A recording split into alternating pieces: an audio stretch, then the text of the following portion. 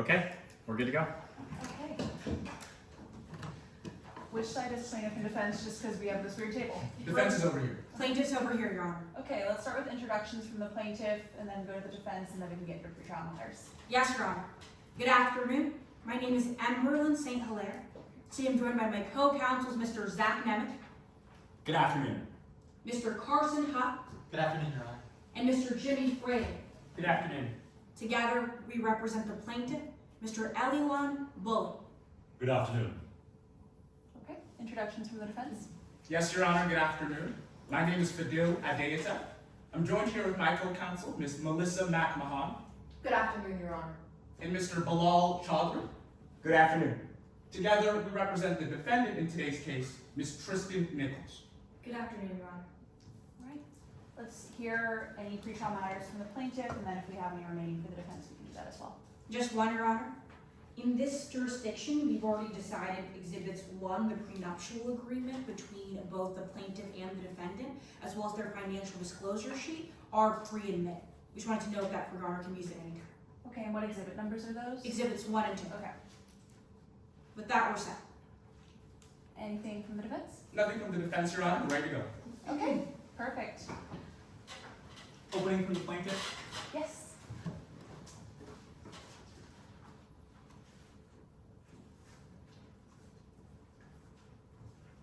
May it please the court. She hid the money. She hid the affair. She hid the truth. Members of the jury, this case is about a marriage between the plaintiff, Mr. Eli Bully, and the defendant, Ms. Tristan Nichols. You'll learn in July of 2022, the soon-to-be married couple signed a prenuptial agreement. Now, with that prenuptial agreement, the defendant had two jobs, two pretty easy jobs. Don't lie about her money, and don't cheat on her husband. The evidence will show this defendant failed. Because instead of telling the truth about her money, this defendant decided to hide $40 million. Instead of staying loyal to her husband, the defendant decided to cheat for years. And instead of owning up to those mistakes, this defendant decided to lie. She hid the money. She hid the affair. She hid the truth. And that's important today. Because the defendant violated that prenuptial agreement by cheating on her husband and hiding millions of dollars. Now the law says, because the defendant did that, the assets must be divided equally, right down the middle. And that's exactly why we're here today. We're going to prove by a preponderance of the evidence, meaning it's more likely than not true, that the defendant deliberately had an affair or hid money from Mr. Bully. We'll prove those things to you by calling two witnesses to the stand. First, we'll call Tara Martin. She'll prove the defendant hid money from Mr. Bully. You'll learn that before signing the prenup, the defendant actually transferred $40 million to a shell corporation and a Swiss bank account. The evidence will show the defendant hid that money and did not disclose it to Mr. Bully. So second, we'll call Mr. Bully himself. He'll prove that this defendant had an affair and hid that affair from him. He'll tell you about their relationship, how they fell in love, how he was the happiest he'd ever been, but 2 years in, his wife started locking her phone, not telling him the password, taking secret trips, holding key cards to random hotels, carrying a photo of a man that wasn't her husband in her wallet. The evidence will show, and Mr. Bully will tell you, the defendant hid her money, hid her affair, and then hid the truth. Now we expect the defense will call two witnesses to the stand. And members of the jury, when you hear their testimony, there's two things you have to remember. First, they're here for reasons other than the truth, and second, because of that, their testimony cannot be trusted. First, they'll call to the stand an expert, Miss Myers. Now, in this case, they could have hired any expert they wanted with billions of dollars, but today you're going to learn. They chose to hire the defendant's school buddy, someone who has a history of taking cases of fraud for hire and hiding money for rich people. And then you'll hear from this defendant, Miss Nichols. You'll learn today, this defendant is a pathological liar who hid millions of dollars overseas, has lied to every single one of her partners in the past, members of the jury. All you have to remember is this. The defendant hid the money, hid her affair, hid the truth. That's why we ask you find her liable. Thank you. Defense opening? Yes, Your Honor.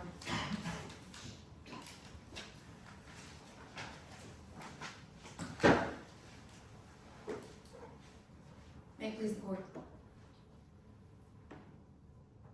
This wasn't about love. It was about leverage. It's August 7th, 2022, and Tristan Nichols is walking down the aisle. She's happy. I mean, this is the day that's going to decide the rest of her life. Her dress is flowing, veil pushed back. She's staring at the person she's about to marry. But in that moment, when she's about to make one of the biggest decisions in her life, she doesn't hear friends and family cheering her on. She hears photographs being taken of every breath, every word, every move she makes. She sees paparazzi filling every seat, random faces she doesn't know, and she's staring at a person she doesn't love.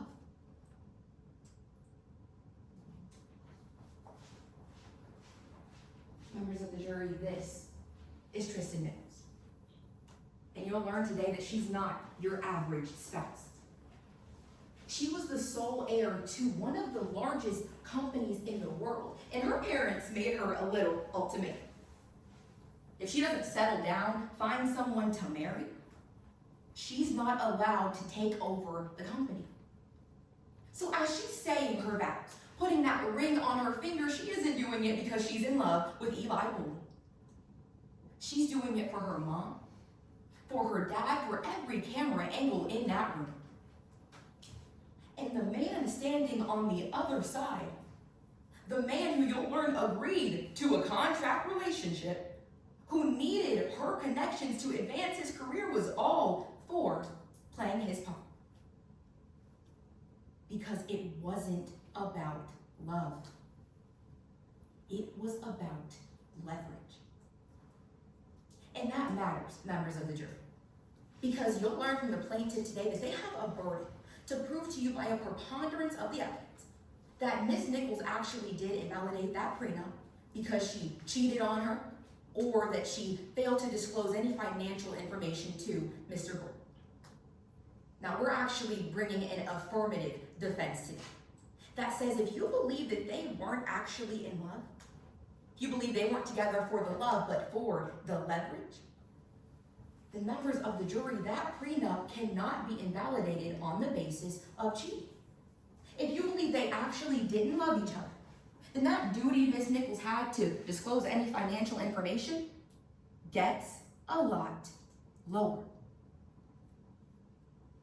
Now, members of the jury, we're going to call Ms. Nichols to the stand today herself. And I'll be upfront with you, we're not going to try and act like she hasn't made mistakes.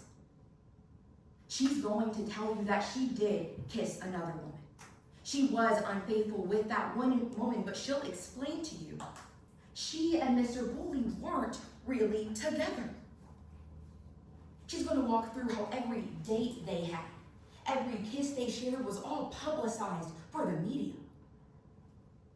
Members of the jury, and even if you do believe they were actually together, we're going to call a financial expert to that stand to tell you that the claims the plaintiff is making, the evidence is not saying what they're telling you it does.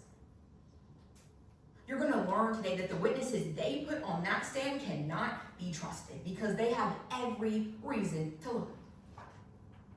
If you believe Mr. Bully, he walks out of here one of the richest men in the world. He gets $3 billion, half of Miss Nichols' estate.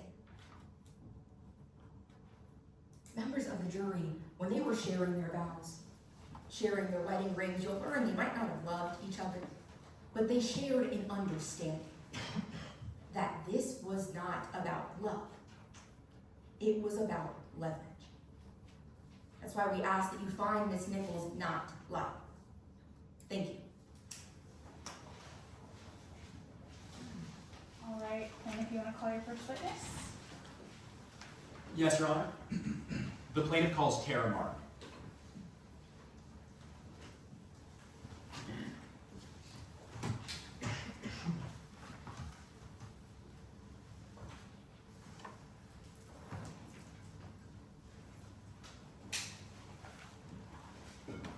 Good afternoon. Good afternoon, sir. Could you please introduce yourself to the jury? Of course. Good afternoon. My name is Tara Martin. What do you do for a living? I run a forensic accounting firm here in Narada. What brings you to court today? I reviewed Tristan Nichols' finances, as well as the financial disclosure that she provided to Eli Bully. Okay, I want to break that down. Who's Tristan Nichols? Tristan Nichols is the CEO of a major food conglomerate here in Narada. In 2022, she married a man named Eli Bully. They had a prenuptial agreement. They recently divorced. I'm here to review all of that. So what exactly were you reviewing? Well, I reviewed the financial disclosure that Miss Nichols provided to Mr. Bully, essentially to determine whether or not she sufficiently disclosed her assets, whether that prenuptial agreement was valid. Have you ever investigated this defendant before? I have. 5 years ago, when I worked with the MDOR, the Murado Department of Revenue, I investigated Miss Nichols and the Nichols family for corruption. How did that investigation turn out? Well, the night before I was set to release my findings, my supervisor terminated the investigation, let me go. It's actually part of the reason I was able to start my own private firm here in Narada. Did that previous investigation have any impact on your testimony today? No, sir. This is a completely independent review. Okay, before we talk about this review, let's talk about you. What's your background? Where'd you go to school? I got my BA and MA in economics from UW-Madison. Go Badgers. And I'm a licensed CPA here in Murado. I spent 10 years working with the MDOR before I went private about 5 years ago. Okay, well, let's turn to your review in this case. Did you use a method? I did. I performed what's called a forensic audit. Gold standard in the field, did it many times at the MDOR. How does that forensic audit work? Well, essentially, in today's case, I reviewed Miss Nichols' finances for a set period of time, today about 7 years, to determine whether any of that money followed similar patterns, right? It went to the same places or followed similar channels. And after completing that review, what was your overall conclusion? I found that Miss Nichols did not disclose $40 million worth of assets to Mr. Bully before they signed their prenuptial agreement. You mentioned a financial disclosure. Would you recognize Mr. Nichols' financial disclosure to Mr. Bully if I were to show it to you? I would, sir, yes. Could you open that exhibit binder to Exhibit 2? Yes, sir. All right, I'm there. All right, thank you, ma'am. Could you explain what a financial disclosure is? Sure. Financial disclosure, like this one that Miss Nichols performed, is essentially when a person lists all of their assets or finances that they have control over. How does a financial disclosure work? Good question. I usually find that it's easier to explain with an example, if that's all right. That'd be perfect. All right, well, let's say that the members of the jury and I are getting married. Congratulations to us. Well, before we get married, before we do our prenuptial agreement, we're gonna do a financial disclosure. I'm gonna disclose my assets to you. So let's see, I've got something here. I got a 20 in this pocket. Oh gosh. All right, a 10 in here. I think I got something left in here. A 1 in here. You know, women's clothing, notoriously few pockets. So let's see, this 31, this is what I got. This is what I'm showing you guys. That's my financial disclosure, right? So what happens after you disclose all your finances? Well, I disclosed this $31, so now we sign the prenup, we get married, woohoo. Hopefully it lasts, but if it doesn't work out, that's okay, I'll understand. And then we'd rely on a financial disclosure like this and our prenuptial agreement to fairly divide up those assets in the divorce. Can a person be dishonest about that disclosure? Absolutely. And it can make it impossible to fairly divide up those assets. It can nullify an entire prenuptial agreement. How can a person be dishonest? Well, when I emptied my pockets, you probably thought that was all I was worth, right? But I actually left my wallet right over there. Can I go grab it? Of course, yeah. See, the thing is, I knew I might have to disclose my assets before trial today. So I left 5 in my wallet over here. That way, when I emptied out my pockets, showed you that 31, you'd think that was all I had. So how does that relate to this case? Well, I found that Miss Nichols failed to disclose 2 major financial assets. Would it be all right if I wrote them up on this board? Please, yeah, go ahead. The first was a series of transfers to a Swiss bank account. Hopefully you can read my handwriting. This was worth $10 million. The second was a series of investments into a private company named Secret Garden LLC. This was worth $30 million.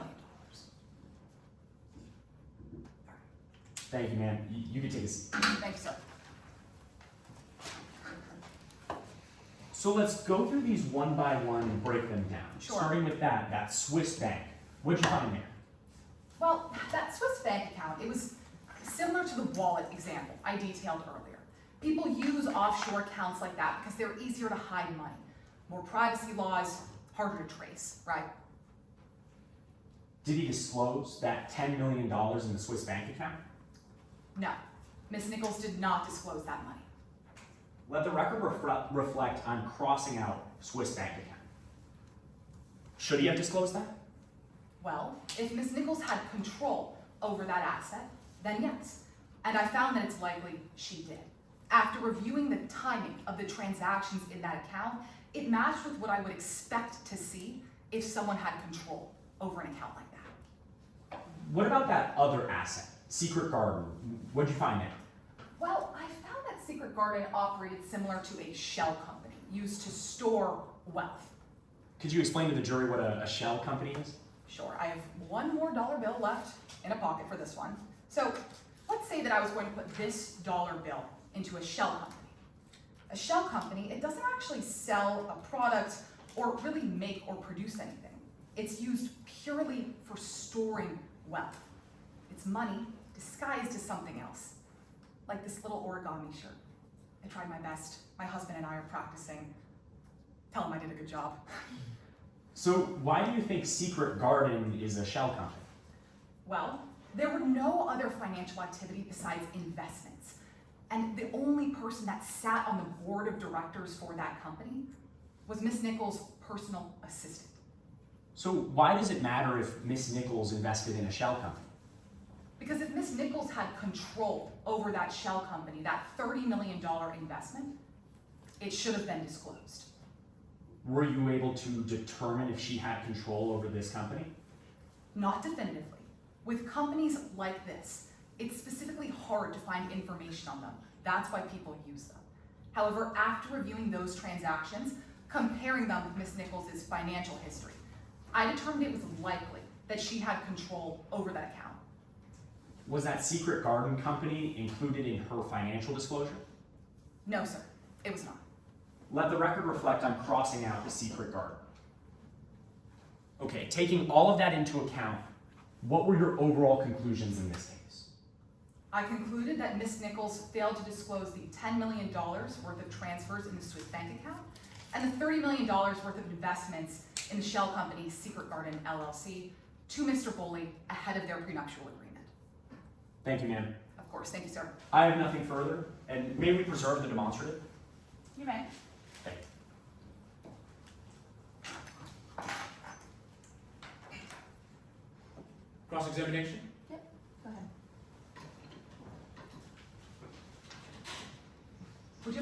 Exhibit 2 open, sir? You can close it now. Thank you.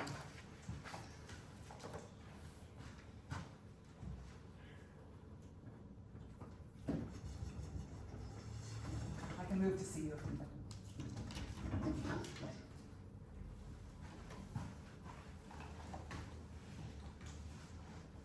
May I proceed? Okay. Good afternoon, ma'am. Good afternoon, sir. Let's talk about how you felt about Miss Nichols before you walked into this courtroom. All right. You used to work at the Murado Department of Revenue, right? That's right, the MDOR. You spent most of your career at the MDOR. 12 years, sir. You liked that job. I did. It was a stable job, stable income. You were fired from that job 5 years ago, weren't you? That's right. You were fired from that job when you were investigating the Nichols Group. That's right. I opened my investigation into them, it terminated, and I left. You personally blame the Nichols Group for you getting fired. I do. You personally blame Tristan Nichols for you getting fired. I do. You know Tristan Nichols is a defendant in this case. She is. That's right. In fact, you're here today because Tristan Nichols is the defendant in this case. I'm not quite sure what you mean by that, sir. I'm testifying about what I reviewed from Miss Nichols' finances. She's the defendant. That's right. Let me try and explain what I mean, ma'am. As soon as you heard that the plaintiff was suing Tristan Nichols, you said, hey, let me help. I offered my services to Mr. Bully. That's right. You offered your services for free. Yes, pro bono. You offered to testify in court today for free. That's right, sir.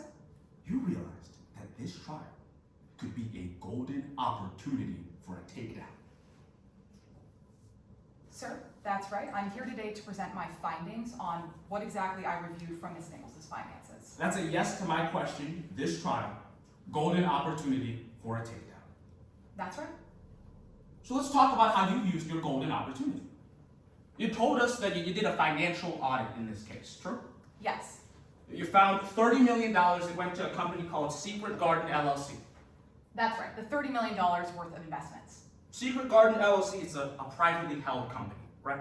A shell company. Exactly. It's privately held, true? Yes, sir.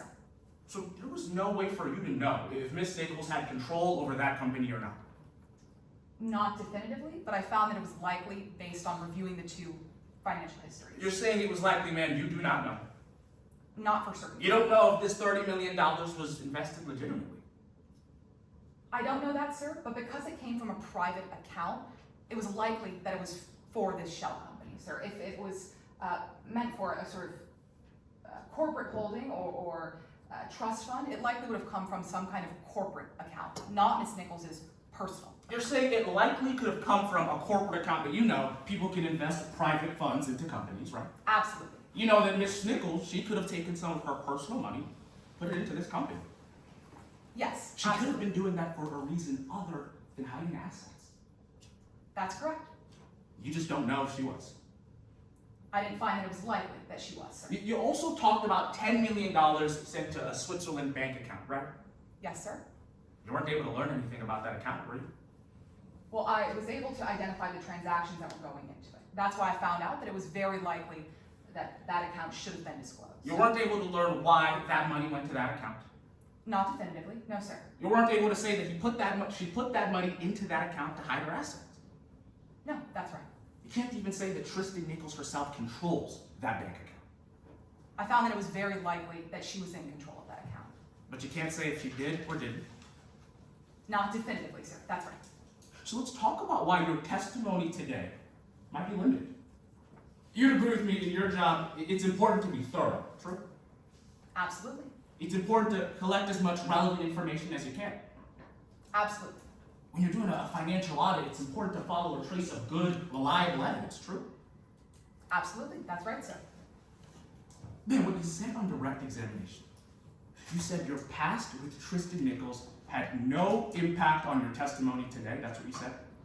I performed an independent review of my previous investigation with Miss Nichols. That's right. Ma'am, it's common practice in a financial audit to speak to the subject, right?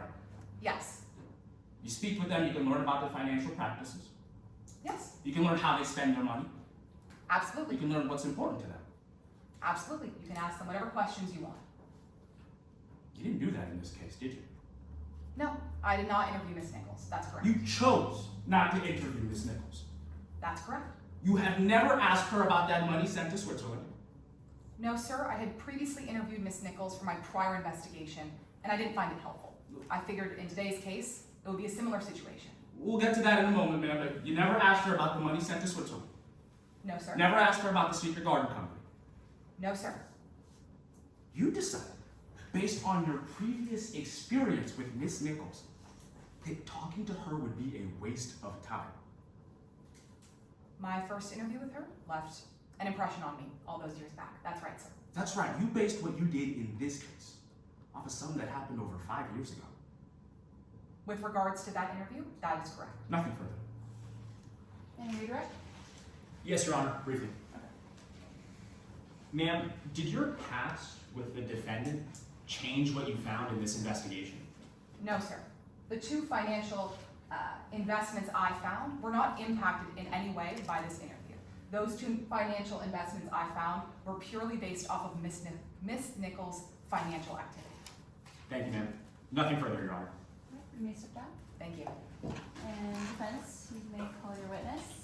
Yes, Your Honor, the defense calls Lynn Meyer.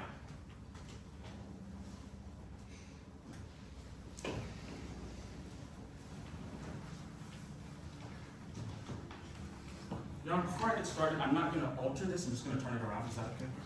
Sure.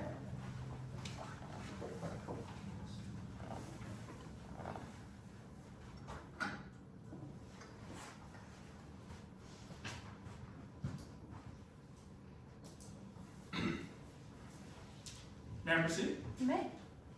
Good afternoon. Good afternoon. Can you introduce yourself to the members of the jury? Good afternoon, y'all. My name's Lynn Meyer. What do you do for a living? I'm the managing director at BTS Partners. We're a financial advisory firm right here in Murata. Where'd you go to school? I got my degree in applied mathematics, my bachelor's in applied mathematics from Northwestern, and I got my MBA from the Texas McCombs School of Business. Mr. Meyer, how did you get involved in this case? I was hired to determine whether or not Miss Tristan Nichols properly disclosed her finances to Eli Bully before the two signed their prenup. Are you being paid for your work today? Yes, of course. Being paid $250 an hour and another $10,000 for my testimony today. What facts and data did you have during your review? I reviewed all the same evidence that the plaintiff expert did, including her report and Miss Nichols' financial disclosure form and bank accounts. Were those facts and data reliable? Yes, they were. Did you use a method in this case? Yes, I use the same financial methods that I use all the time in my career. Are those reliable? Yes, they're the gold standard. Did you reliably use your financial methods to all the facts and data of today's case? Yes, I did. Did you have enough information to come to a conclusion? I did. Mr. Meyer, before we get to your conclusion, I have to ask, why do people even do a financial disclosure before making a prenup? It's because of the nature of what a prenup is, right? You want to make sure, well, prenups decide how money's going to get dispersed if a relationship ends. You need to know who owns what so you can make that disbursement. Do people always have to disclose every asset that they have? No, sir, they don't. There's a couple examples and situations where the rules around disclosure are a little less strict. One of those is when a couple is in what we call a contract relationship. And another one of those is when two partners or one of the partners no longer has a controlling interest in an undisclosed asset. Why do people not have to disclose every asset in those two situations? Well, in that first situation, contract relationships, they're typically looked at as business partnerships. So it's normal that sometimes some undisclosed assets stay undisclosed. In that second kind of situation, and honestly in all kinds of relationships, it's pretty normal for when someone doesn't own something or have a controlling interest in something, for that not to be included when it comes to the redistribution of the wealth. Mr. Meyer, in this case, Did you make an opinion about whether or not the couple in this case was a contract couple? No, sir, I did not. That would be more of a legal opinion. I'm here to make more financial opinions. What I could analyze was whether or not the couple had joint finances or separate finances. Contract couples usually have separate finances. Did you see if Mr. Bully or Ms. Nichols had joint or separate finances? Yes, I did. When I ran my analysis, I noticed that Eli Bully had started his own brokerage account, his own separate brokerage account in 2023 without Tristan. What does that mean? Well, sir, it means that we can't rule out the fact that Eli Bully might have had separate finances. Now, I want to talk about your other conclusion. You said you reviewed the plaintiff's report. What did you find? Well, when I ran my own transaction trace, I found a lot of the same numbers that Ms. Martin did. You know, the $30 million to Secret Gardens LLC, the $10 million to a Swiss account. Those numbers matched up for me. Did you reach the same conclusions that the plaintiff expert did? No, I didn't. Ms. Martin said that she thought that those disclosures, or the lack of those disclosures, was on purpose to avoid having to, put extra money into the prenup. What I found was that there were other perfectly reasonable explanations for why those things were not included in the financial disclosure. I want to talk about what those other explanations could have been. Mr. Meyer, I'm going to show you a list of some financial assets. I want you to tell the jury if you recognize what you're looking at here. Okay, I'm seeing Swiss Bank, the $10 million that we had talked about earlier, and the Secret Garden, $30 million that we talked about here. I recognize both of those. Let's take them one at a time. Let's start with the Secret Garden, $30 million. How else could you explain this financial transfer? Well, the Nichols Group, the company that Tristan Nichols is the CEO of, it's a family business. And oftentimes in family businesses, personal money and corporate money, they get mixed up a lot. Is it possible that this $30 million could have been an investment on behalf of the family company? Yes, I found that was entirely possible. Did anything else stand out to you about Secret Garden LLC? Yes. When I looked at and saw who was still in charge of the company, it was Uxie Lee, a former assistant of Tristan Nichols. Now, this Uxie Lee, she's gone on to now work for Mr. Eli Bully. So it wouldn't necessarily match the assertion that Tristan Nichols still has control over that corporation. Let's talk about the other financial transfer, the $10 million to a Swiss bank. What did that tell you? Well, while I was running my transaction trace, I found a couple reservations at a Swiss hotel. When I called that Swiss hotel, they told me that they recognized, the front desk clerk recognized Tristan Nichols as a frequent guest. I wanted to look into that a little bit more. You just said you saw the money transferred to the Swiss bank and then you called up that hotel. Do you know if the plaintiff's expert ever did that? I know that she did not.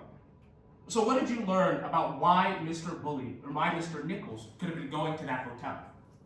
Well, when I kept talking to that front desk clerk, they told me that Miss Nichols was often in town in Switzerland to get treatment at a local hospital. I looked around at the Swiss hospitals in the area and saw that the same time that $10 million transfer was made, another $10 million donation was made to a Swiss hospital. So Mr. Meyer, after reviewing all of that information, what were you able to conclude? Well, I was able to conclude that even though there was around $40 million of undisclosed assets, there were perfectly good reasons as to why that money went undisclosed. And so Tristan Nichols properly disclosed their finances at the time. Thank you, sir. Nothing further. Cross? Yes, Your Honor.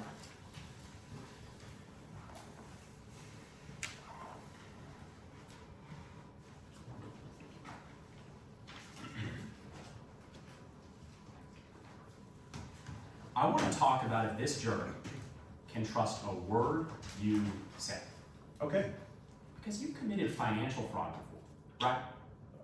Part of my firm was sued in a civil lawsuit for committing financial fraud, yes. Not only were you sued, sir, you were found liable for committing financial fraud, is that right? Our firm was, yes. Sir, the firm you're a managing director of?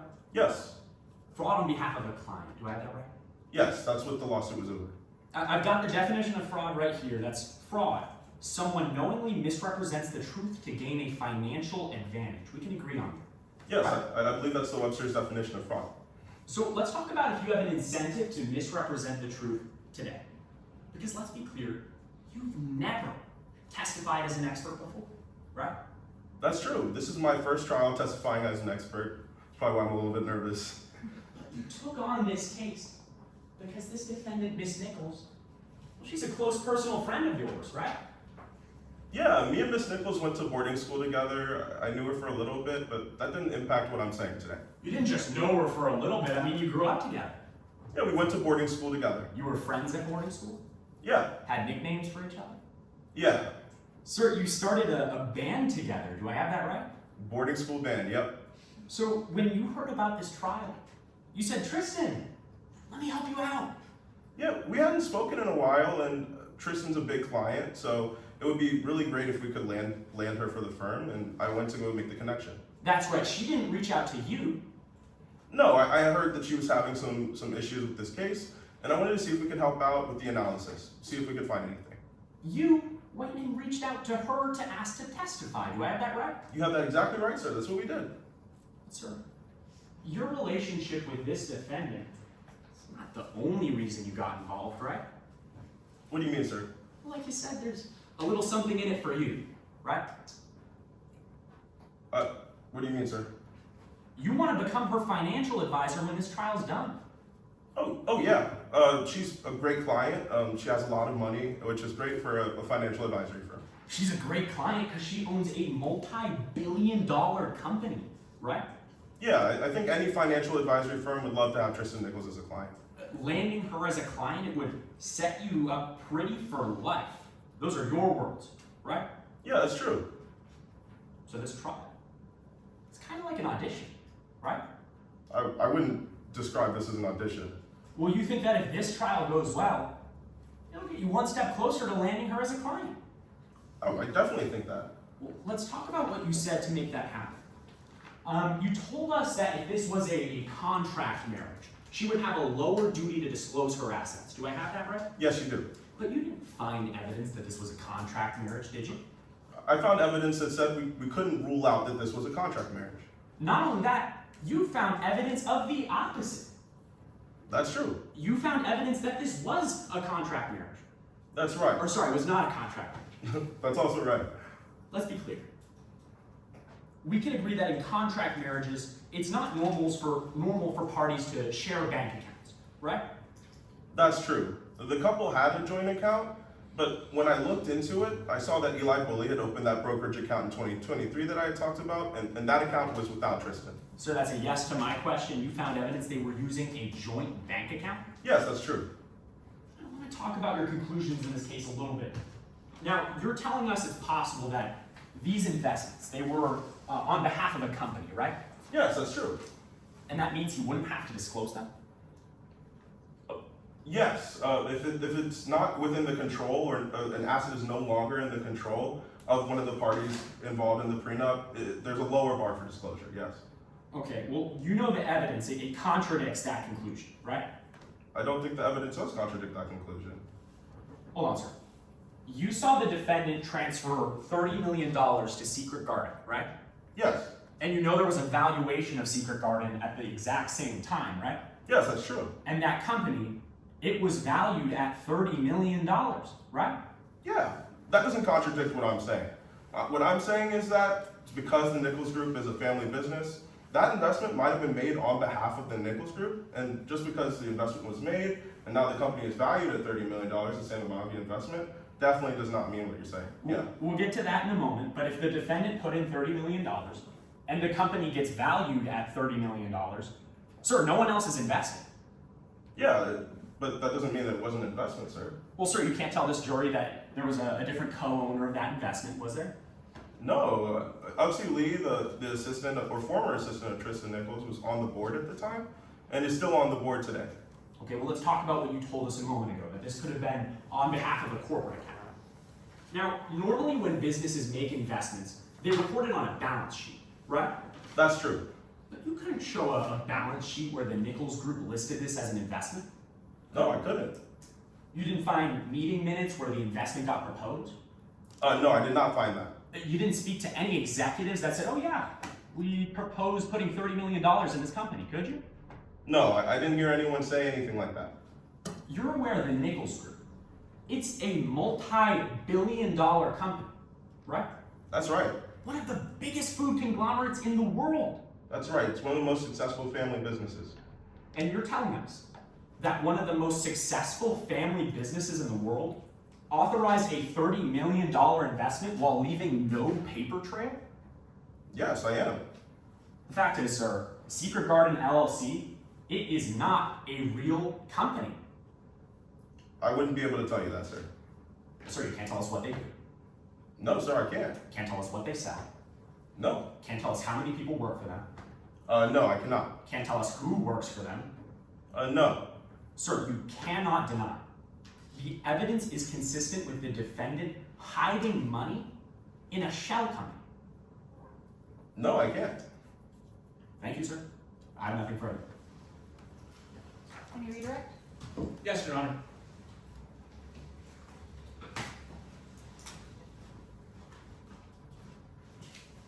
Mr. Meyer, opposing counsel asked you what the evidence is consistent with. Is the evidence consistent with somebody other than Miss Nichols working on Secret Garden LLC? Yes, we know that the person who is in control of that asset was Uxie Lee, and Uxie Lee now works for Eli Bully. What does that mean in today's case? Well, it means that we can rule out the fact that Tristan had a controlling interest in that company. Thank you. Nothing further. Right, any recross? Yes, Your Honor, briefly. Sir, you're telling us the only person in control of that $30 million company was the defendant's personal assistant? Well, I think now the proper term would be the plaintiff's personal assistant, sir. Sir, she worked for the defendant, true? And now works for the plaintiff, yes. Thank you, sir. Nothing further. May Mr. Meyer step down? He may. And I'm aware we need to do a 10-minute break, so I'm gonna go to the bathroom. Y'all can take a Yeah, you'll break. go ahead. Everybody come back at 1:23. Perfect, and then judges, I think we can put in our ballots on this witness. Or do you think?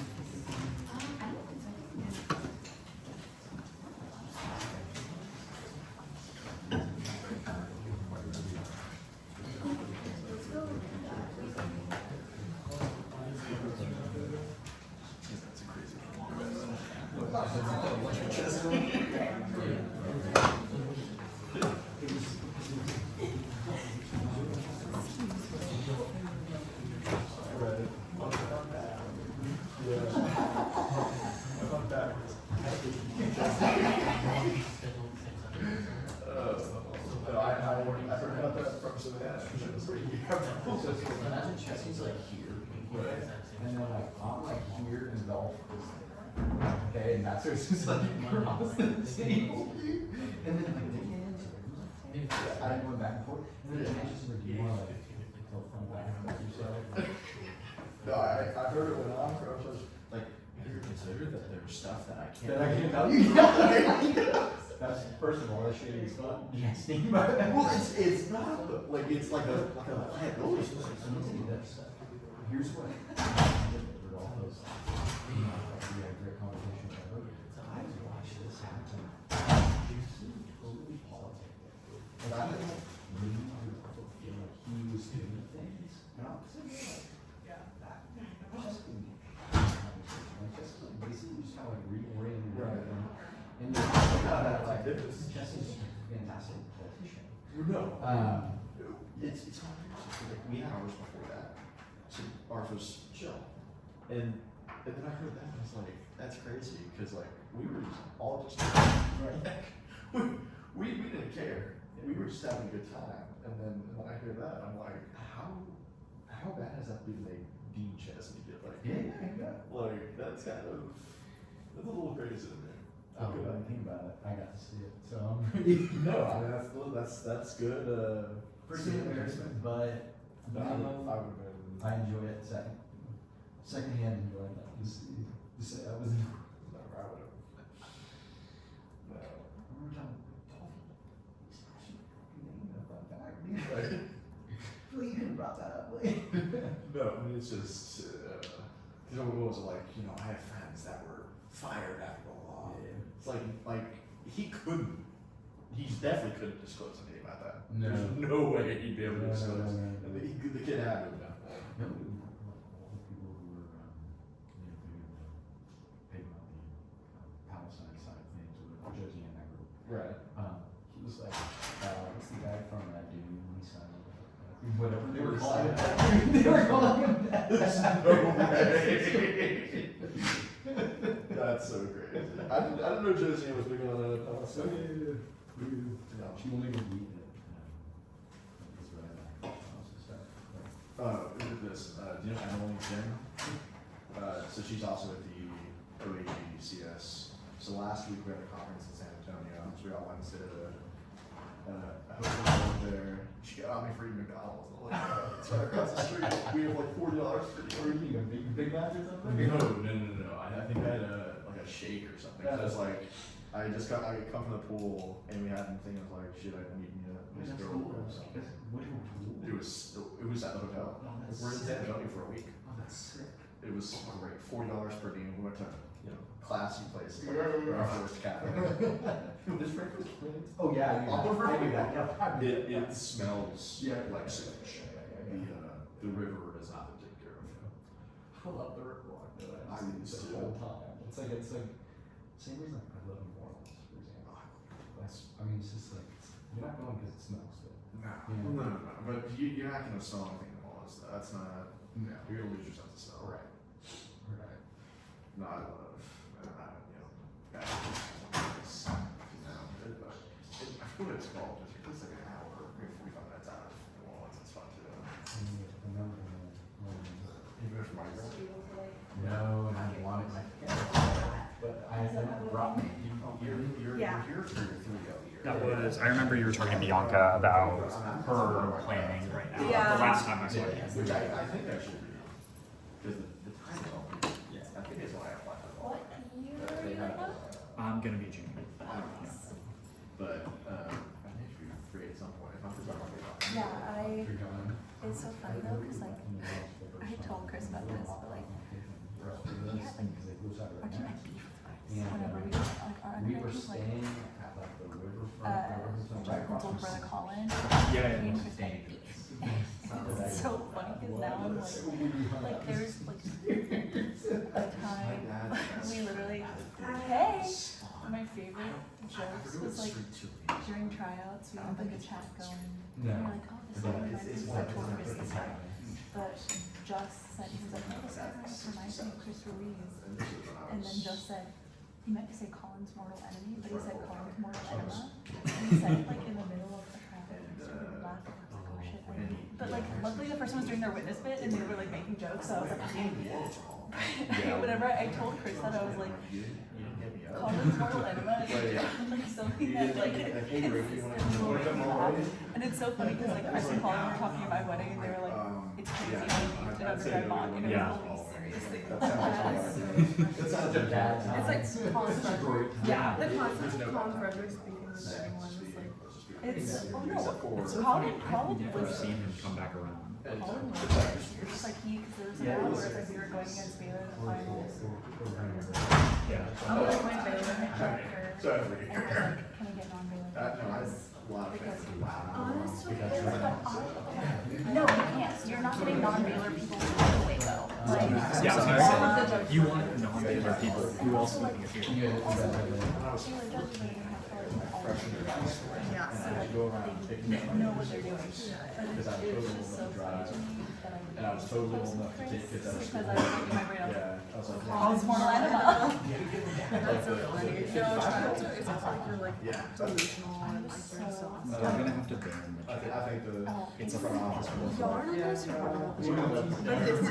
It's a bad somebody did the same thing time. with hip hopping, but it's like during somebody's sipped it all like tears. Basically, tears burst out laughing, starts laughing to cover up the blood that falls out of his chair.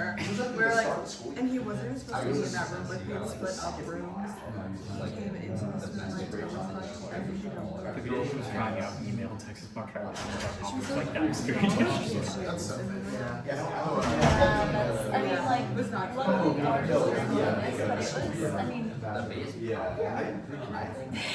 it's still like makes me laugh.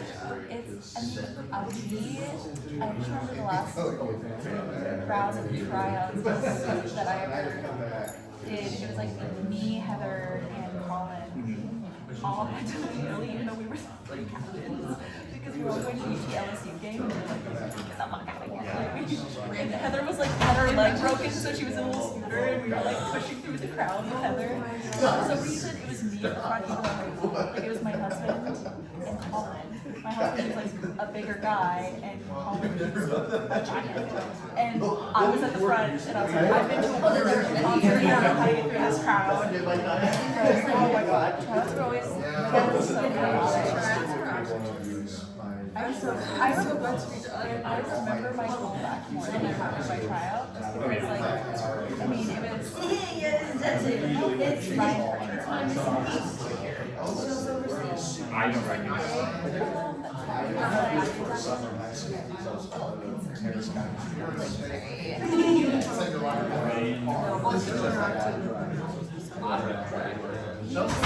don't recognize my first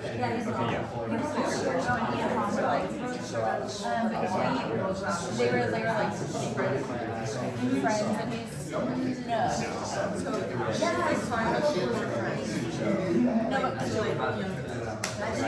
he was Tom's. He was Tom's. He would like he and Tom loved so like he married like. But I remember during my tryout, my opening, my close, Kircher. But my closing was like a defensive. Yeah. Well, no. We'll find it. But my closing was a defense of Bucky Barnes for killing Tony Stark's parents. Okay. Because like I'm a huge but like why did he was like, how would you respond to the fact that he did flee when he was killing T'Challa's parents? And I was like, that didn't exist time that he would not be able to be not be able to be brought up. But and I was going to leave when I called back. So I was literally putting on my heels in the hallway with the coffee. I remember riding like I was like, whoa. Yelling at me like right off the bat. Yeah. I didn't have a jacket in all partners. Jonathan got up right before I emailed them and they were like, you want we don't care. Yeah, I really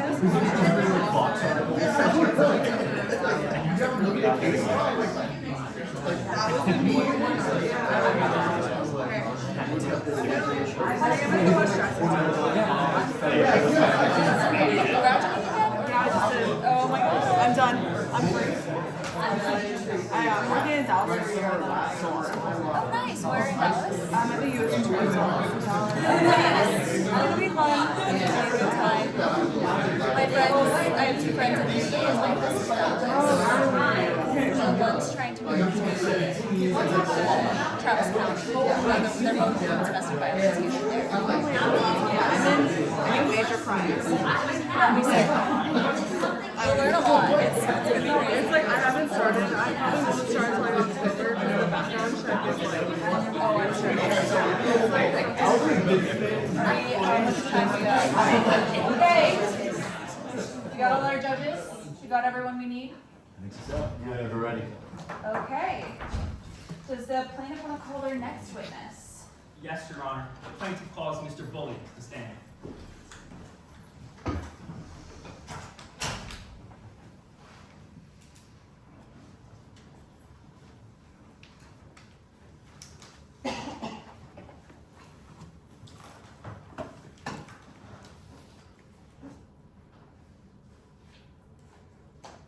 Good afternoon. Good afternoon. Could you please introduce yourself to our jury? Of course. Hello. My name is Elilan Bulli. Where are you from? I was born in Gujarat, India, but I moved here when I was younger. Moving here, what was that like? It was difficult. When we first moved here, I didn't really know any English, and we didn't have a lot of money. Well, sir, what about now? What do you do for work? I'm an artist. What kind of art? It's called Libam Kam, if you've ever heard of it. I haven't heard of it, sir. Could you tell us what it is? Sure. It originates in the Kuch Desert in India. Pretty much you press these mirror-like pieces against clay, and they form patterns like this. And when the light just hits it, it's beautiful. So, sir, could you explain why you're here today? I'm here because of Tristan. We were married 4 years ago. We were in love, but it's not working anymore. I'm here because I want to leave and I want to invalidate the prenup we signed. Well, sir, I want to go back, start at the beginning. Where'd you meet Tristan? We met at a charity gala event a couple of years ago. We started talking and we kept in touch from then. How'd you keep in touch? We would meet for coffee. We talked about our lives, our careers. I told her how hard it was to make a career growing Hindu art in Morado. Now, sir, on opening statements, the defense said you were in a contract marriage. I want to talk about whether or not that's true. So when your relationship first began, did Tristan ever propose the idea of a contract marriage? She did. When was that? When we first started off, when we were just getting to know each other. What exactly did she propose? She said that if we had a fake marriage, we would both benefit. So help me out here. So what would Tristan benefit from this marriage? She would become CEO of her company. What about you? What would you get out of this marriage? My art career would boom. So when Tristan proposed this to you, what did you do? Did you accept? I listened to what she said. Her family had a lot of money, connections, it made sense. I did. I accepted. So, sir, from the time the two of you started dating to the wedding, how long was that? 5 months. We would, talk a lot during that time. Get to know each other. Well, sir, a moment ago, you said the two of you were in love. So I gotta know, how'd you go from a PR relationship to married and in love in just 5 months? I don't know. I realized away from the cameras and questions, Tristan understood me. I didn't have to change who I was or anything about myself, and she loved me for who I am. Did you exchange wedding gifts? We did. What'd you give her? A Vithora painting. What's that? In my culture, when you are experiencing hardship, you give a Vithora painting to someone when they are a blessing. Tristan was that blessing for me, so I made a painting for her, our lives, for the future we always talked about. So once you guys got married, were you happy? I was the happiest I've ever been. Did you talk, spend time together? We did. Sir, on opening statements, the defense said this marriage wasn't about love, it was about leverage. So I have to ask, were you physically intimate with Tristan when you were married? We were. Then, sir, if this wasn't a contract marriage, I want to see if Tristan was honest with you prior to your marriage. Before you guys got married, did you have a prenup? We did.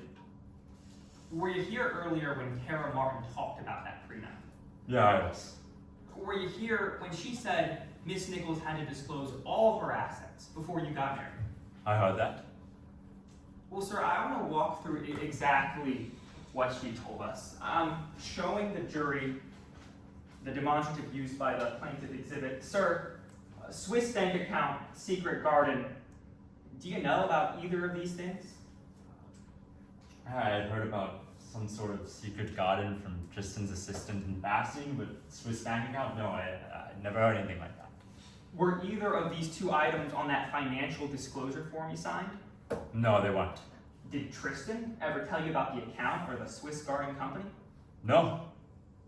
Well then, sir, I want to see if Miss Nichols actually followed the terms of that agreement. Did you ever see signs that Tristan Nichols was cheating on you? I did. 2 years into our marriage. I did back in 2024. What did you see? There's so many things. There was phone, that there were trips, that there was the photo, and that there was the New Year's Eve party. Well, sir, I want to break down each of those things.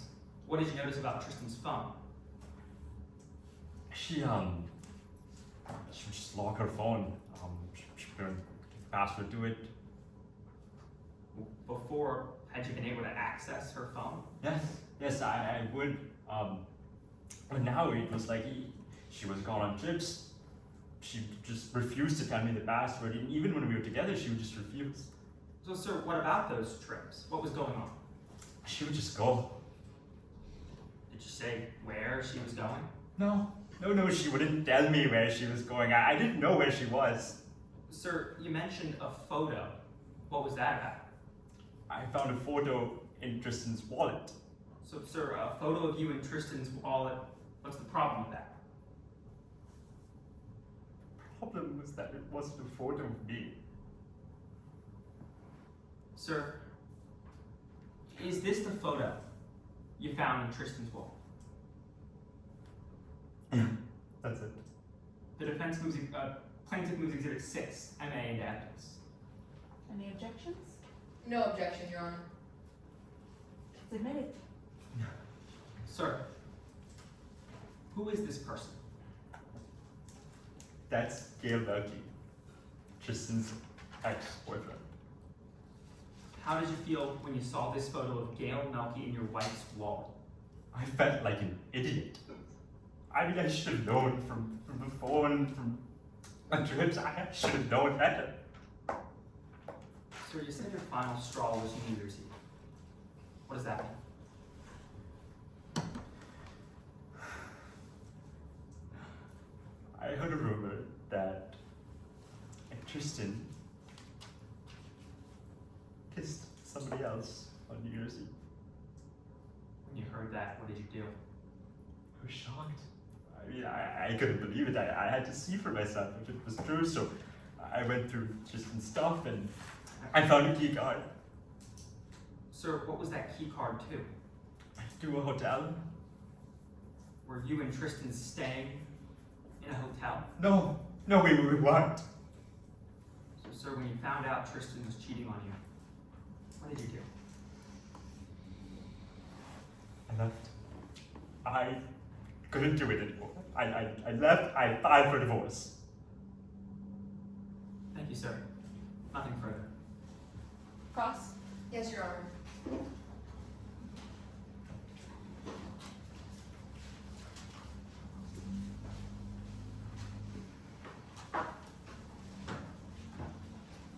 May I proceed? You may. Mr. Bully, you just told us that you and Miss Nichols, your marriage was real, right? It was. Well, I want to clarify for the members of the jury what your definition of a real relationship is, all right? Because we can agree that when you guys first started dating, it was a contract marriage.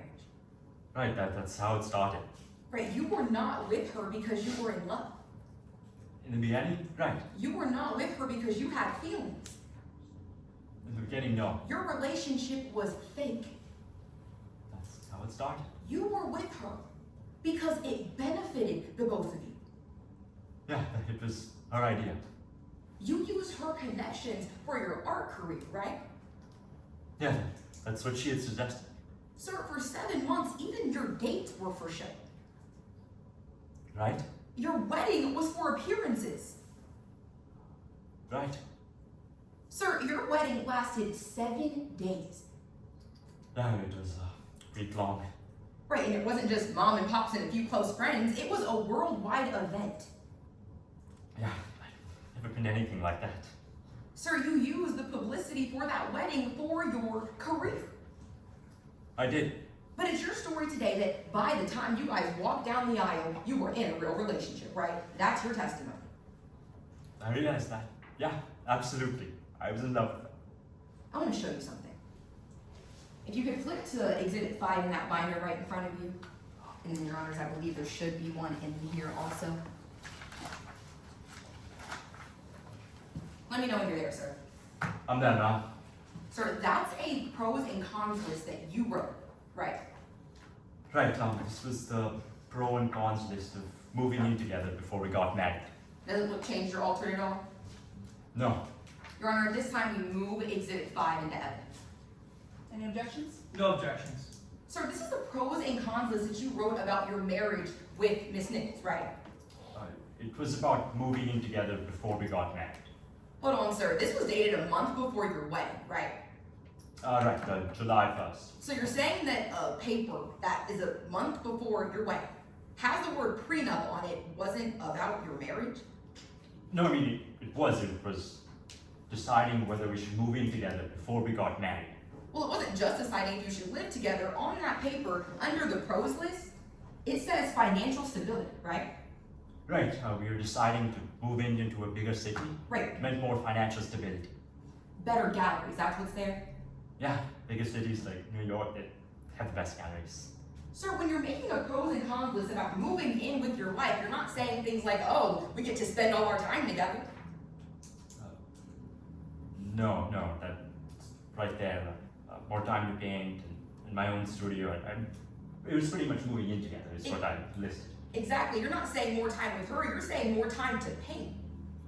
Right, it wasn't a pro-con list about her, it was a pro-con list about moving. Sir, you're saying international travel under that pros list. Right, bigger cities, more travel. You're saying that this is only a pros and cons list about moving in together. Under the cons list, you have secrets and lies. Yeah, Tristan's mother, I don't think she liked the idea of us moving in together before she got married. She was kind of always religious like that, so we were deciding whether to, make that a secret or not. Sir, you want the members of the jury to believe that you made a cons list for how Tristan's mother felt? Absolutely, her mother was important to me. Ma'am, she was at your wedding. Right? She saw you guys get married. That's right. And sir, I want to talk about this case a little bit more, all right? Sure. Let's talk about if we can trust the things that you're telling us. You got it. Because sir, you know that if you win today's case, you walk out of that door as one of the richest men in the world. Right, I get half of the money that accumulated between Tristan and I. Well, half the money that you accumulated is $3 billion. That's right. You walk out of here with half of everything she owns. Half of everything we own. Yeah. Nothing further. Oh, redirect? No redirect, Your Honor. We ask the witness be excused. You may be excused. Thank you. Defense, call your witness. Yes, Your Honor. At this time, the defense calls Tristan Nichols to the stand.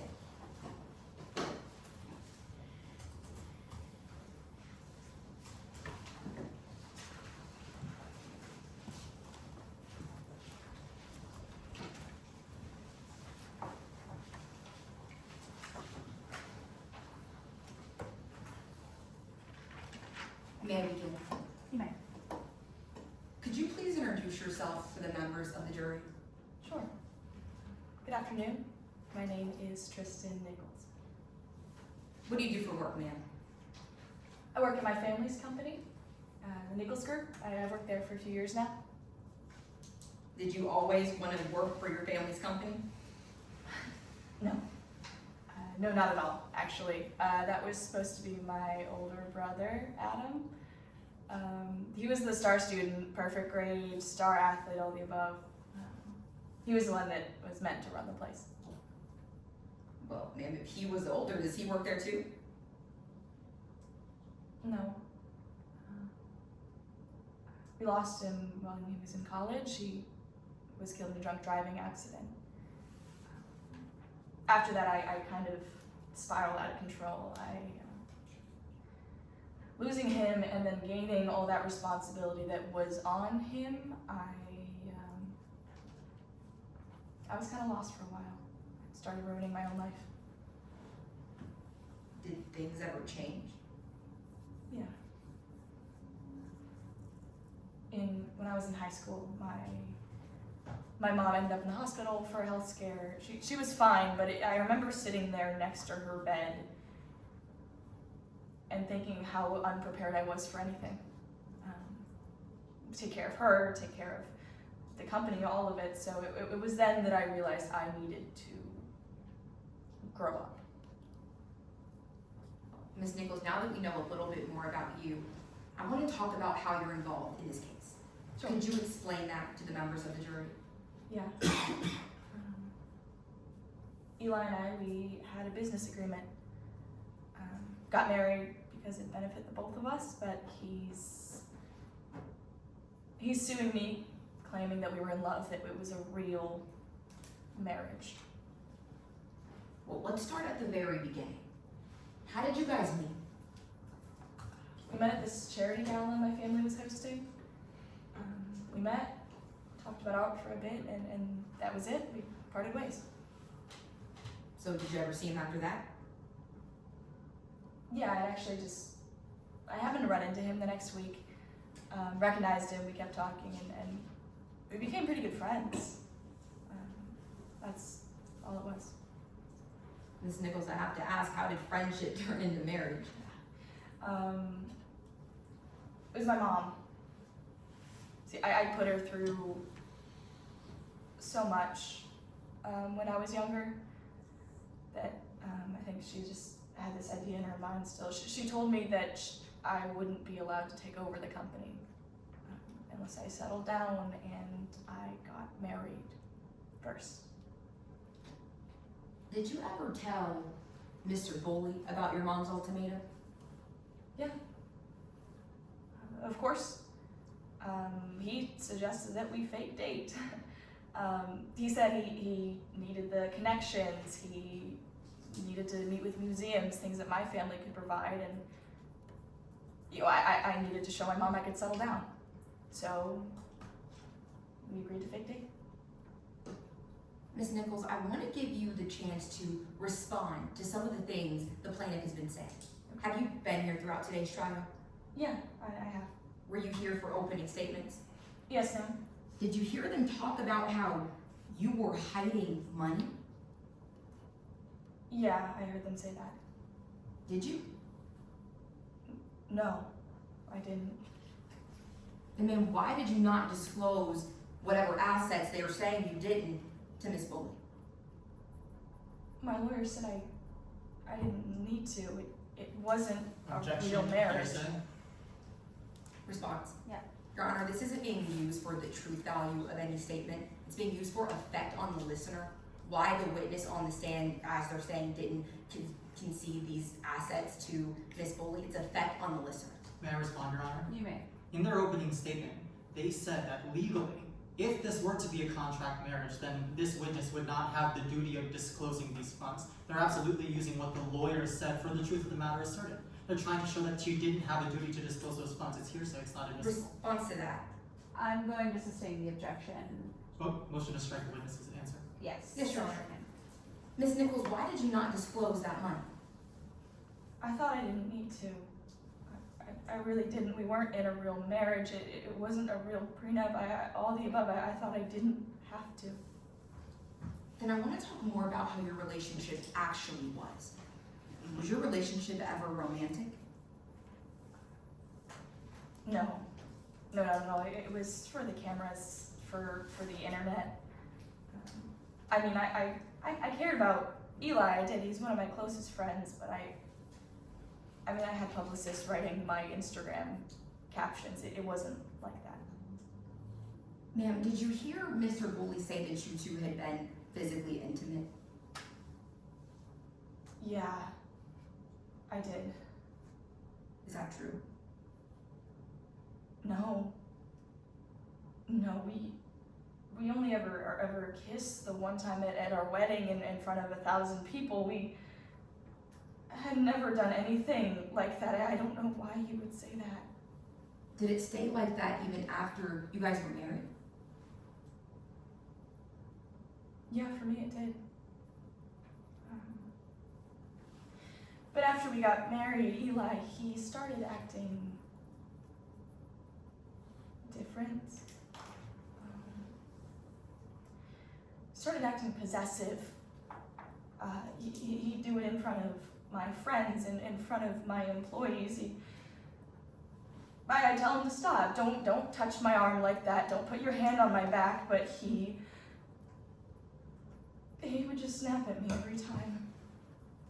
Did you ever try to end things with Mr. Bully? No, I don't know. I still cared about him. I didn't want to ruin his career. I knew how much it helped the both of us. I was scared of hurting him like that, so I didn't say anything, but I guess someone else had beat me to it. What do you mean? Well, last year I spent the night with an ex-boyfriend on New Year's. But I guess someone had seen us, and the next morning I woke up and my phone was full of headlines, full of texts, full of messages, and posts all about it. Do you know if Mr. Bully ever saw that? Yeah. I went back to my apartment and I found him waiting there for me. He had a printout of one of those posts and the photo from my wallet of my ex-boyfriend. And he just started yelling. He got up in my face and he told me, well, he asked me how I could do this to him, how I could ruin all of that for us. How did you respond to him? I couldn't. Oh, he just got closer. I could feel his breath on my face. And then he told me I was nothing. Told me I deserved nothing, said that I was this second-rate replacement for my brother.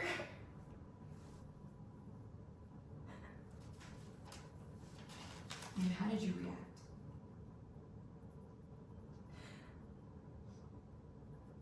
I just didn't know what to do. I felt trapped. I couldn't believe what he was saying. He'd used the worst moment of my life and then thrown it right back at me. I felt cornered. It was at that point that I had finally realized that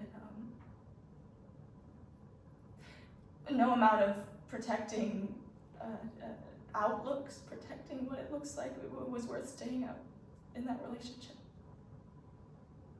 Thank you, Ms. Nichols. Your Honor, I have nothing further. Cross. Yes, Your Honor.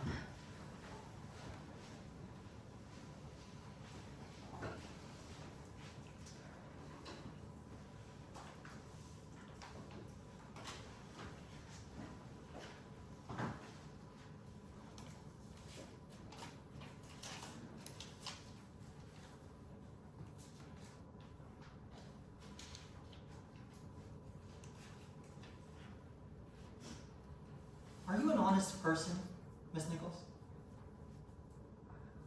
I'd like to think so most of the time. Well, how honest was it when you had a history of lying to your previous romantic partners? That wasn't honest. I had a history of cheating on them a lot. Like I said, I was spiraling after my brother died. Well, you didn't just have a history of lying to your partners, did you? What do you mean? Well, lying is very much in the present for you, isn't it? Again, what do you mean? This is not your husband. No, that's my ex-boyfriend. It's not just your ex-boyfriend, it's the man you were cheating on your husband with, correct? No, it wasn't cheating. We weren't really together. It was just for appearances. Okay, you're saying he wasn't cheating. You're legally married to this man, right? Yeah. You were seeing this man on the side.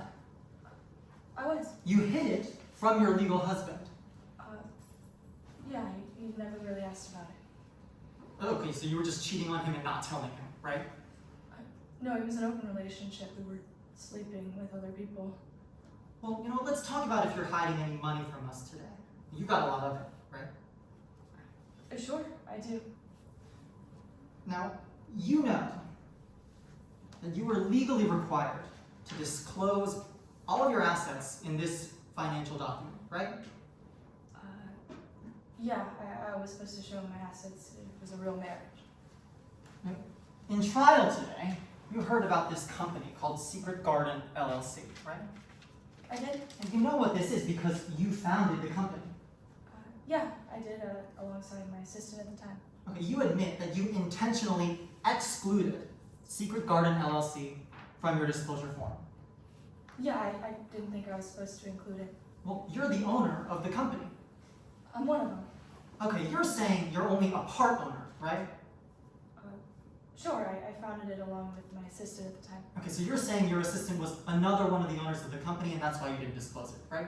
Yeah, it was his idea. Well, I'm sure with a company as big as yours, you have some financial documents to prove who the owners of the company were, right? I think Uxie would have him. He was the main owner. I given them those documents. Well, actually, you're saying I think my assistant would have them. You know your assistant used to have paperwork regarding this company, right? Right, exactly. That's what I said. The paperwork used to be stored in your assistant's office, right? Yeah, last I heard. Before this trial, you cleared your assistant's office. Well, I fired him. That's right. You cleared his office afterwards? Of course. And you destroyed any and all paperwork related to this company. No, I had the office cleared. I didn't try to destroy anything. I'm just not sure where it went. Is it your testimony that you did not have the paperwork related to Secret Garden LLC destroyed? No, it might have been destroyed, but I didn't have them do that. I didn't tell them to get rid of anything. It might have been destroyed. You're the CEO of the company, right? Yeah, I'm not personally cleaning out offices or anything. Well, you had a personal relationship with your personal assistant, right? I did for a while until I had him fired. Right, so in a trial where you're being accused of hiding your assets, you're telling us you just have no idea where those financial documents went? No, they were his.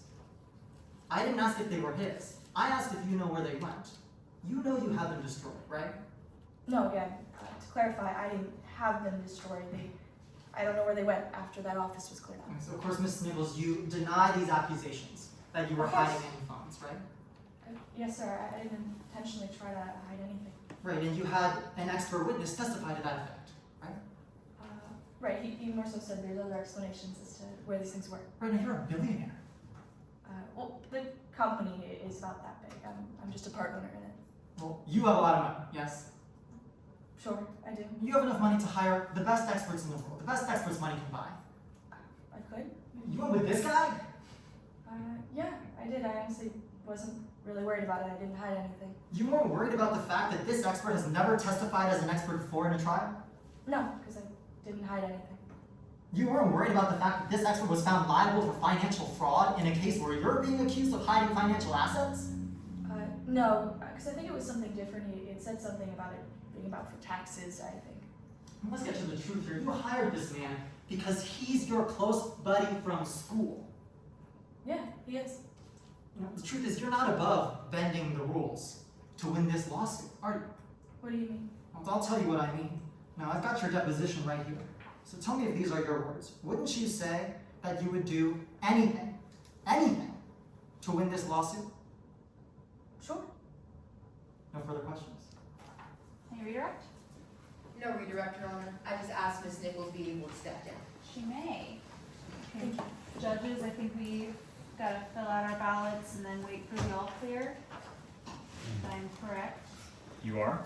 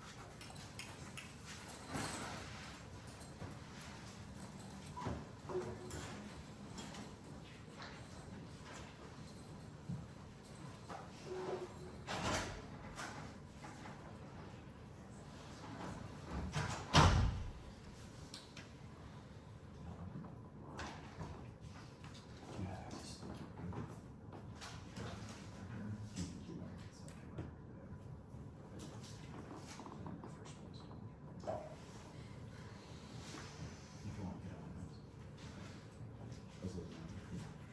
That was safe.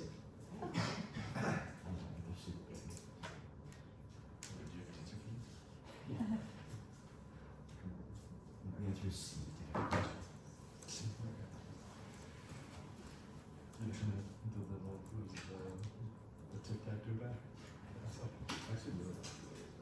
I know we can't start notes till the all clear, but maybe we as the judges can introduce ourselves Yeah. while we wait for the all Are all the clear? judges finished filling out their form?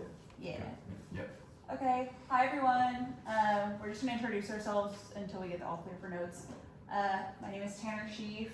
I'm an attorney here in Austin. I do civil rights and employment discrimination. I did mock trial in high school, and then undergrad, and then law school. So I'm a total nerd about this stuff. All of y'all did very well. But yeah, that's me. Hey guys, I'm Rand Meyer, so I apologize for that. I've been around mock trial for a while. I did it in college for 4 years at Northwestern. Now I'm here at the law school on their trial team. Coached a lot of mock trial, and I've done Gauntlet twice, which is as much as anybody. I'm Michael, also done it a long time, mock trial a long time. I'm a law student here at UT, Rising 3L. And I did in high school, college, now in law school. And I was the bailiff of the first Gauntlet, actually. So, you want, you still I'm Brady Hoffman. I'm a thriller at Texas. That's it. Ralph Guerrero. I was a prosecutor, state prosecutor for 19 years. Did a lot of trials in that capacity, and now work in the General Counsel's Office for the Department of Public Safety. Okay, and then we're good to give comments, and then just for time, if we could limit it each person to one good thing about one comment for each of our witnesses. Okay, I think mine will be shorter than that because I have like 2 overall things. Rand was in my last round, it's gonna be the same. I know this isn't focused on the attorneys, but obviously the attorneys are here to help their witnesses. All of the crosses, first round and second round, have been at 100%, like really, really aggro. And I don't think it's helping your witnesses because you're teeing up the other, for example, the party rep. If you're crossing them and you're being really aggro, you're letting them look like a reasonable person and you're letting them be super empathetic. And it's not necessarily realistic to what you do in real life. If you have a soft-spoken witness who is being emotional, you can ask kind of the gunning questions while keeping a normal tone. I just think you're doing your witnesses a disservice, if you're allowing the other witness that they're going against to get these really dramatic, serious moments. On the opposite end, for witnesses getting crossed, especially, like all of you, with experts, if you have an attorney who's being aggro against you on cross, in real life, the experts are gonna be like, I know more than you on this. I am an expert in this. You are an attorney who learned about this 6 months ago when you got assigned this case. You earned that right a little bit to be like, no, actually, you're misunderstanding what this point is, and you're mischaracterizing it. The same goes for the party reps. I think y'all could have gotten a little bit angrier about how you were being treated, because the crosses of both party reps, I think we're to the point where some judges may have pulled the attorney aside and said, hey, it was a little much, you're dealing with someone who's being divorced right now. I also think the person who's being cheated on, I think you could have been a little angrier on it, even on direct. You're allowed to be a little pissed, to be like, I dedicated my life to this person, I fell in love, and then I found out they're cheating on me. Yes, that's sad and emotional, but if you want to add another angle, I think you can have a little bit of anger in that, and everyone would understand that. But overall, all of y'all did great. I think y'all handled it really well. I think my main note is just, on cross, you can earn the right to have a little bit of bite if they are coming at you 100%. And so, obviously play it by ear, but that's just my thoughts. I'm just gonna double down on that last thought of like kind of biting back on cross. So obviously we all know that attorneys aren't scored at Gauntlet, and I think that leads to some weird results where attorneys are just going balls to the walls and doing whatever, right? I do think the witnesses kind of do have to match that to a higher degree than the normal antecedent. Like one example that I'm thinking about is like in the first year's final, she's looking at mother's boss, is like, excuse me, when they're like being super terrible to her on cross or whatever. And like that was cool and it was realistic. And like when in a regular antecedent, I don't think that would almost ever be allowed. I think it is here. I thought this was a really strong round. There's a point where sometimes you watch something and you're like, you're better than me at this, so I'm just gonna leave it. That is kind of how I feel. I'm happy to talk at greater length to each of you. For the experts, we needed more like light levity jokes on cross. I thought there were a ton during the directs, like with the little t-shirt, like there was a lot of great stuff going on. But then it got to cross and like, it felt like we were pinned against the wall, like the both of you a little bit. So just like, figure out some joke you can make that you know is gonna happen, and like I think that'll go really far, and that would have separated in this round. And then one comment that I always give, especially this tournament, the now one time I've judged it, is like the little details in the party reps and sympathies make all the difference. And like this was the first round that I saw where like I thought both people really crushed it at that actually. Like the breath on the face and like having the specific neck, that's perfect. That is the kinds of details that I want you guys to be bringing into every single one of these directs, right? It's ubiquitous, that can be useful. So keep doing that, because I thought this was a real highlight of the round. I think they talked more than I will. One interesting thing was the first direct spacing, having the direct examiner behind us. At first I was like, oh, this is weird. And then it kind of worked. I was actually really focused on the witness when that happened. It got a little weird when you had to do like the behind thing. I don't know. But if you're back in this courtroom, I don't know how the other fellow jurors felt. I actually really liked it, so consider it. When it comes to, I think my biggest comment, especially for the party reps, is I'm good with the aggro crossing, and maybe it's not that you have to come up and kind of feel like, hey, excuse me. Bigger pause between the end of their question and your answer as the party rep. And a large pause and silence shows strength. That's kind of my thought. So like, don't feel like you have to jump on it or have the right answer. If you give that bigger pause, suddenly, even if you're not like being angry, we kind of know, oh, okay, this is you kind of being real, and that was a little bit out of hand. So give a bigger pause. Plaintiff's expert, I thought you did a good job teaching. Seems like a complicated subject. I feel like I know more about it than I did beforehand. The defense expert, just to let you know, I don't know if it was part of the caller. I don't know if that was intentional. Just a heads up. But it seemed at some point you responded to completely contradictory things with a yes, that's correct. I would like to see like some sort of clarification. I didn't totally understand what exactly you were agreeing to. Plaintiff's party. I thought you did if you characterized it well, I mean, I would have liked some sort of explanation on, what exact development became romantic instead of, I don't know if platonic or contractual, but it seemed like we kind of just jumped to there. Defense party, I thought you kind of broke down at the right moment. You didn't do it right away, and you did a really good job, as you said, like taking maybe half a second, processing the question, and then responding. So.